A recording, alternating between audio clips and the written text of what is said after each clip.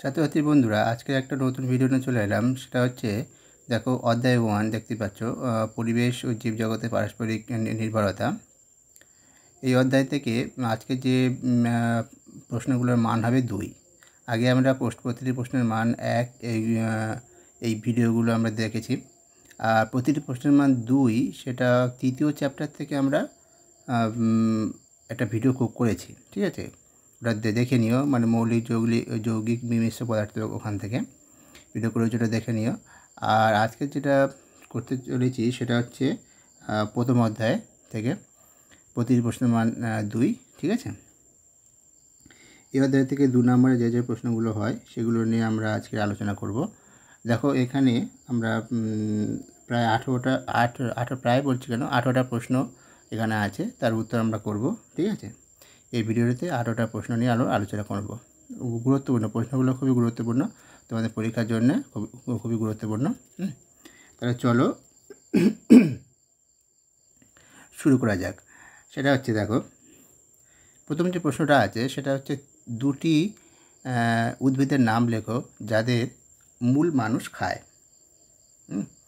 মূল খায় এরকম দুটো উদ্ভিদ কি? সেরকম দুটো গাজর ও মূলা। মূলা বা মূলো বলে। সজিনা গাছের কোন অংশ মানুষ খায়? সেটা ফল খায়, ফুল খায়, পাতাও খায় সজিনা গাছে, ঠিক আছে? 3টে অংশ মানুষ খায়। তারপরে কুমড়ো গাছের কোন অংশ মানুষ খায়? কুমড়ো গাছের দেখো ফল, ফুল, পাতা, কাণ্ড প্রায় সবই অংশ মানুষ খায় কুমড়ো গাছে। তারপরে যেটা আছে, পঙ্গপাল গাছের কোন কোন অংশ খায়? পঙ্গপাল হচ্ছে সবুজ সবজি খায়, পাতা খায়, ফুল খায়, ফলও খায়, ঠিক আছে?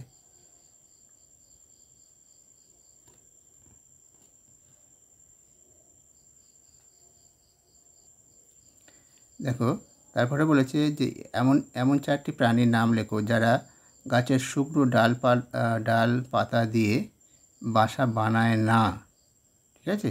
মানে অন্যভাবে বাসা বানায় আর কি। সেরকম কী আছে? কাঠবিড়ালি, পিঁপড়ে, মাকড়সা, বাদুড়, এরাই, তাই তো? ওরা বাসা বানায় না। তারপরে বলেছে যে টিয়া পাখি গাছের কোন কোন অংশ খায়? টিয়া পাখি দেখো ফল খায়, ফুলও খায়, লতা পাতা খায় এবং বীজ। কাঠের 2টি ব্যবহার লেখো। কাঠের ব্যবহার কি? কাঠ দিয়ে চেয়ার, টেবিল, খাট ইত্যাদি নানা আসবাবপত্র তৈরি করা হয়। আর হচ্ছে কাঠ দিয়ে ঘর সাজানো নানা রকম শৌখিন জিনিসপত্র তৈরি করা হয়। তারপরে উদ্ভিদ তন্তুর ব্যবহার কি? যে উদ্ভিদ তন্তু দিয়ে কী কাজে লাগে উদ্ভিদ তন্তু? দেখো সুতির জামা কাপড় তৈরি করা হয়, আর বস্তা, ব্যাগ ও দড়ি তৈরি করা হয় উদ্ভিদ তন্তু দিয়ে, মানে উদ্ভিদ থেকে পাওয়া যে তন্তু আর কি। আর কোন কোন উদ্ভিদের কোন কোন অংশ জামা কাপড় তৈরিতে কাজে লাগে? দেখো কার্পাস ও শিমুল গাছের ফল, কার্পাস আর শিমুল যে উদ্ভিদ, তাদের ফলটাই জামা কাপড় তৈরিতে কাজে লাগে। তারপরে 4টে গাছের নাম করো যাদের গুঁড়ি আছে। আম গাছ, জাম গাছ, নারকেল গাছ, বট গাছ, এরকম আরও অনেক গাছ আছে। আমি 4টে গানের নাম করা হলো। 4টে ঔষধি গাছের নাম লিখতে পেরেছে: সর্পগন্ধা, তুলসী, বাসক ও সিংকোনা গাছ। তারপরে হচ্ছে গাছেরা খাবার তৈরি করার সময় কোন গ্যাস গ্রহণ করে আর কোন গ্যাস বর্জন করে? গ্রহণ করে কোনটা? কার্বন ডাইঅক্সাইড গ্যাস গ্রহণ করে, আর বর্জন করে হচ্ছে অক্সিজেন গ্যাস বর্জন করে। তবে পরাগ মিলন কাকে বলে? দেখো এই পরাগ মিলন কাকে বলে এইখানে আমরা উত্তরটা দিইনি, কারণ বইতে যতটুকু আছে অতটুকুই দেবে, সেটা আমি দেখিয়ে দিচ্ছি। দেখো বইতে পেজ নাম্বার দেখো, পেজ নাম্বার হচ্ছে 8 পেজে দেখো এখানে অনেক প্রাণী থেকে শুরু করে এই প্রক্রিয়াটির নাম হলো পরাগ মিলন বলে এত দূর আছে, যেটা ওই পর্যন্ত পুরোটাই লিখবে। এবারে এখানে অনেক প্রাণীর জায়গায় অনেক প্রাণী তারপরে একটা ব্র্যাকেটের মধ্যে রাখবে প্রজাপতি, মৌমাছি, মৌটুসি ইত্যাদি বলে অনেক প্রাণী, তারপরে ব্র্যাকেটের মধ্যে রেখে তারপরে তাদের খাবার সংগ্রহ করা, এইভাবে। এখান থেকে শুধু এইটুকুই পরিবর্তন করা, এক্সট্রা লেখা, তার বাদ বাকি একদম যা আছে এই পর্যন্ত লিখে দেবে, ঠিক আছে? এই প্রক্রিয়াটির নাম হলো পরাগ মিলন বলে এখানে লেখা আছে, এই পর্যন্ত লিখে দেবে এর উত্তরটা, ঠিক আছে? সেই জন্য এখানে যেহেতু বইতে পুরোপুরি দেওয়া আছে বলে আর আমি এখানে লিখিনি। এবার দেখো পরবর্তী যে প্রশ্নটা আছে, সেটা হচ্ছে সাগর কুসুমের সঙ্গে পৃথকভাবে কোন কোন প্রাণীর মিথজীবিতা দেখা যায়? সাগর কুসুমের সঙ্গে পৃথকভাবে কেন বলা হয়েছে? কারণ সাগর কুসুমের সঙ্গে 2টো প্রাণীর হয়, দুটো প্রাণীর একসঙ্গে নয়, আলাদা আলাদা হবে। সেই জন্য একবার হচ্ছে একটা হচ্ছে সাগর কুমিরের সঙ্গে ক্লাউন মাছের, এবং আর একটা হচ্ছে সাগর কুমিরের সঙ্গে সন্ন্যাসী কাঁকড়ার মৃতজীবিতা দেখা যায়। ঠিক আছে, মানে সাগর কুমিরের সময় ক্লাউন মাছ সন্ন্যাসী কাঁকড়া একসঙ্গে নয় আর কি, সেই জন্যে পৃথকভাবে কথাটা উল্লেখ করা হয়েছে। তারপরে সন্ন্যাসী কাঁকড়া কোথায় বাসা বাঁধে ও কেন? দেখো, সন্ন্যাসী কাঁকড়া বাসা বাঁধে হচ্ছে মৃত সামুদ্রিক প্রাণীর খোলসে। কেন?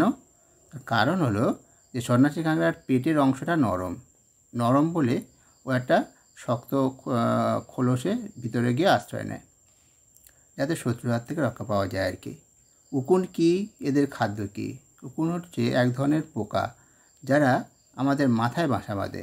এদের খাদ্য কি? আমাদের রক্ত। তারপরে দুটি করে পরজীবী উদ্ভিদ ও পরজীবী প্রাণীর নাম লেখো। পরজীবী উদ্ভিদ কি? স্বর্ণলতা, র্যাফলেসিয়া। আর একটা হচ্ছে পরজীবী প্রাণী হলো উকুন, ফিতাকৃমি। তারপর স্বর্ণলতা কি, কোথায় বাসা বাঁধে? হলুদ রঙের নরম তারের মতো দেখতে এক ধরনের লতা হলো স্বর্ণলতা। ঠিক আছে, বাসা বাঁধে কোথায়? এরা গাছের উপর বাসা বাঁধে, গাছের উপর। ঠিক আছে, গাছের উপর এরা বাসা বাঁধে। তাহলে আজকের এই 18টা প্রশ্ন আমরা আলোচনা করলাম। তোমাদের কেমন লাগলো অবশ্যই লাইক দিও, আর সাবস্ক্রাইব করে নিও যারা সাবস্ক্রাইব এখনও করোনি, আর বন্ধুদের সঙ্গে শেয়ার করে যাদের প্রয়োজন ভিডিওটা তাদেরকে শেয়ার করে দিও। ঠিক আছে, তাহলে আজকে তাহলে এই পর্যন্ত। তোমরা ভালো থেকো।